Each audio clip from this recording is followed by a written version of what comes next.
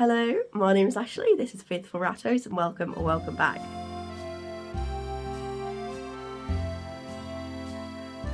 So, in today's video, I'm going to be talking about why your lone rat was not okay.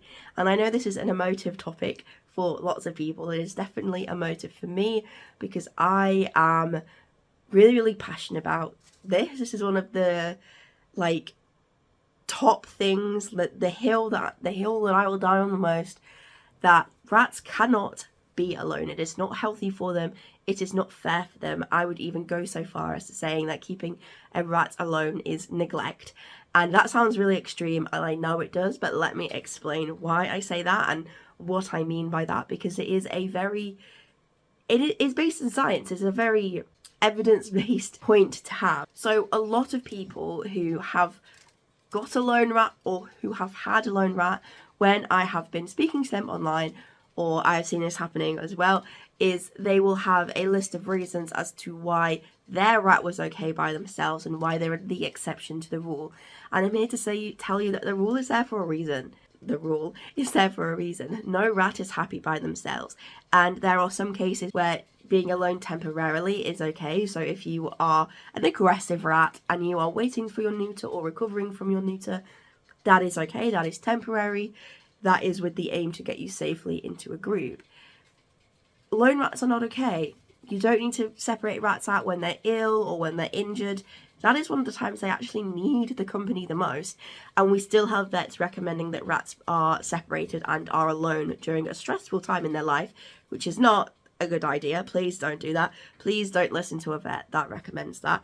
But there is no reason at all, apart from waiting to get neutered or recovering from that surgery, as why your rat should be alone. There is no reason for that. Not because they're the last rat that you have and they're old, not because they don't get along with their friends, nothing. There is no reason for a rat to be alone, and I'm going to tell you why. So rats, as we know, are group animals and they are prey animals.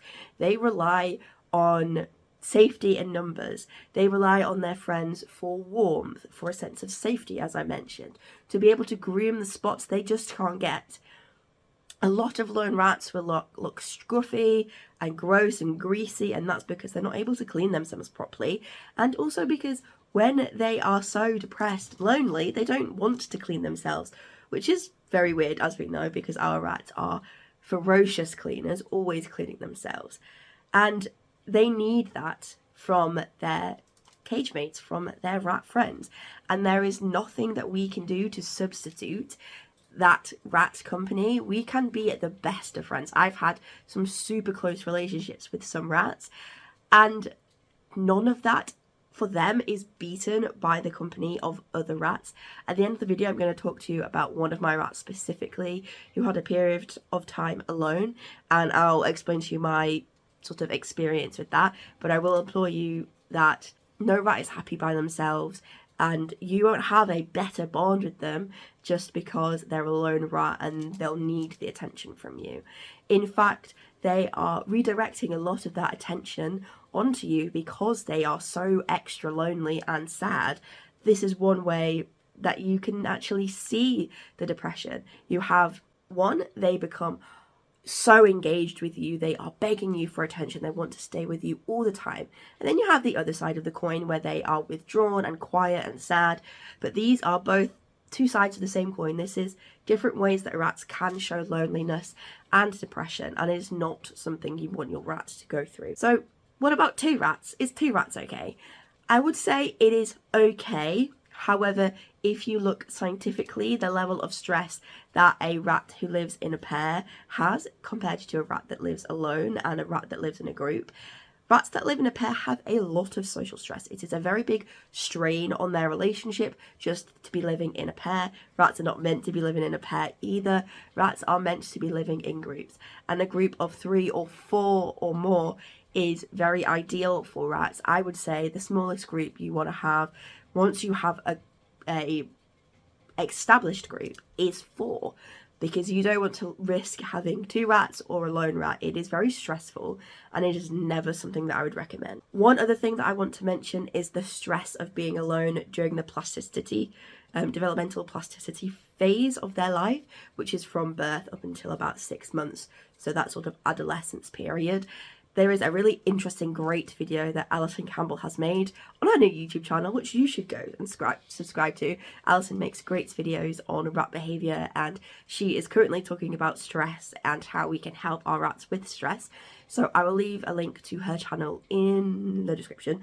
So this is something that she's talked about in a video, and I would really recommend you go and watch that video in depth. But I'm going to do a little overview here. So during that period from 0 to 6 months, rats are in a period of their life with a lot of developmental plasticity, which is great because it means they can learn new things and all that sort of stuff. We have that as children as well. However, the stress of being alone or any other social stresses during that period can have huge knock-on effects to a rat for the rest of their lives. And this can simply be being removed from their mother for a mere 5 minutes can be such a stressful experience, especially if they have a mother who is not mothering them properly. It can impact them all the way into their adult life, which is something that I have experienced as well. My rat Sinner, he sadly lost his cage mate when they were babies, and because of the situation he had to spend a week alone because there was concern that it was something contagious. And I have seen throughout Sinner's life that period of being alone just for a week, and even though it was really unavoidable, he was socially impacted for the rest of his life. He just didn't quite fit in sometimes. He didn't quite understand people's behaviour towards him, and by people I mean rats. He didn't understand the other rats' behaviour towards him. He would panic pretty easily. He just didn't quite understand some social situations, and I put that down to the fact that he had this stressor during a really pivotal time in his developmental plasticity period. So that is another thing. Please never ever get a baby by themselves. They need company. This is scientifically backed and proven. There is a really big social media presence called Rats Forever. I don't know whether you have seen them. I recommend not following them. They have a really cult-like following. They are known for getting one baby rat when their older rat has lost their other companion, and this is a way to really disrupt your rat's social life and their social well-being. So please never do that. Baby rats really do need to come in pairs or more. I would really recommend getting a trio if possible, if it works out. Obviously, the way things work, that is not always possible, but if it is possible, I do recommend getting a trio. And when I start breeding and I start homing out rats, I will aim to give out rats in trios as well, if possible. Obviously, that doesn't always work out, but that is something to consider. So, how do we avoid a lone rat? You generally have two options. So the first one is to keep a rolling group. And what I mean by a rolling group is to add a pair or a trio of rats every 6 months or every 8 months or every 12 months, depending on the size of group that you want. If you want a small group, you could probably go every 12 to 15 months. If you want a larger group, if you want a very big group, adding every 6 months would keep your numbers up. And a rolling group is really great because you have different ages of rats that can teach and grow and have a really nice healthy social dynamic between all of these different ages of rats, just like they would have in the wild. They would have a wide range of ages going on there. And then the last option that you have if you want to avoid a lone rat, which everybody should be avoiding, is rehoming the last two, or if something catastrophic happens and you are left with one rat, rehoming that one rat if you aren't carrying on to keep rats.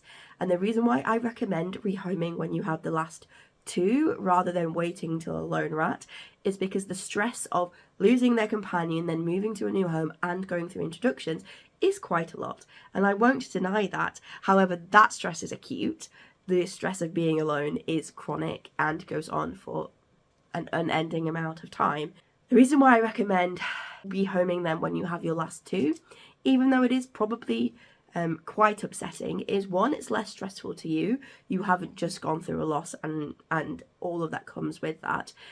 And it is less stressful for them to go with a friend. So I have taken in lone rats before, but I have taken in a pair of rats recently from Emmyology, as some people probably know.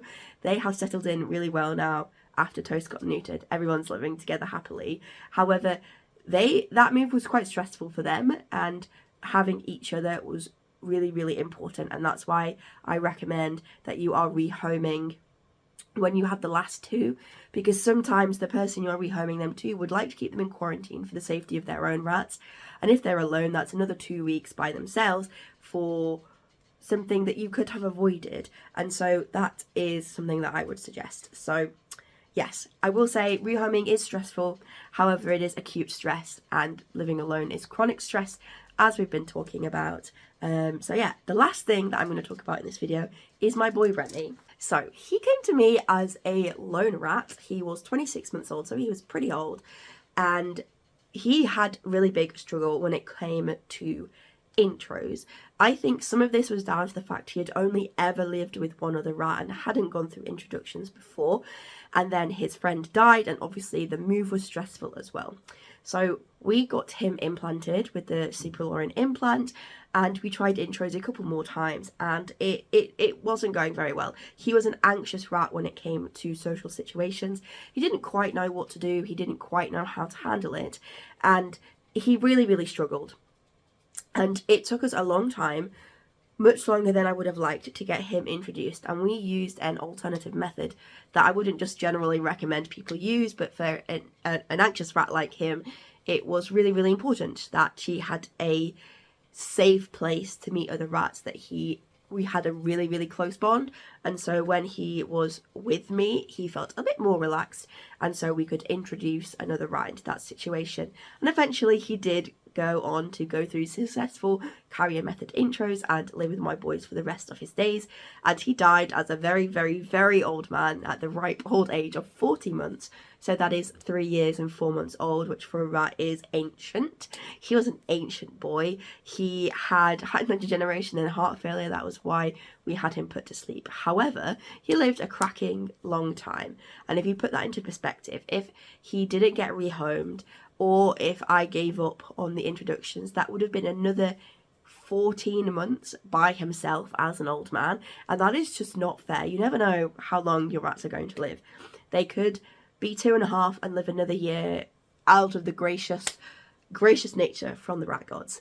And you never know if that will happen or if that won't happen. And so you really do need to put their needs first and let them join a group. So when Remy came to me, we had, during that time when he was alone, those months, we had a very, very close bond. He absolutely loved me. However, there was one thing that I noticed in his behaviour, and that was he was very, very erratic when it came to nest building, and he would drag anything from my room underneath the chest of drawers that I had to sort of make this nest underneath there, and he would spend hours sleeping in it, and he was very erratic about this nest, and he was very clingy to me as well. And then once he joined the group, he did nest build a little bit, but he wasn't erratic about it, and he didn't care for me all that much. I wasn't that important to him anymore, and that just showed me that attention he was giving me was attention he wanted to give to other rats and needed to give to other rats, and attention he wanted to get from other rats as well. So from my experience, I will never, ever, ever, ever recommend or say that there is no situation where your lone rat is happy, and I please implore you to get it friends, and not just one friend, more than one friend, because that social stress of being in a pair is also quite high as well, and is leaving you in a situation where you are risking a lone rat. So yes, that is my spiel done. I will be done there, and I hope this video was informative or helpful or made you reconsider, because it is something that is really, really important when it comes to the well-being of our rats. So yes, if you'd like to hear more of what I have to say, or see vlogs of my life with my rats, or hear breeding updates in the future, please do subscribe and stick around. It is really important, and it really helps my channel out. And yeah, if you have a comment, if you have something to say, do leave it down there in the the comments in the description. You can't say anything in the description. That's where I write stuff. Anyway, thanks very much for watching, and I'll see you in the next video.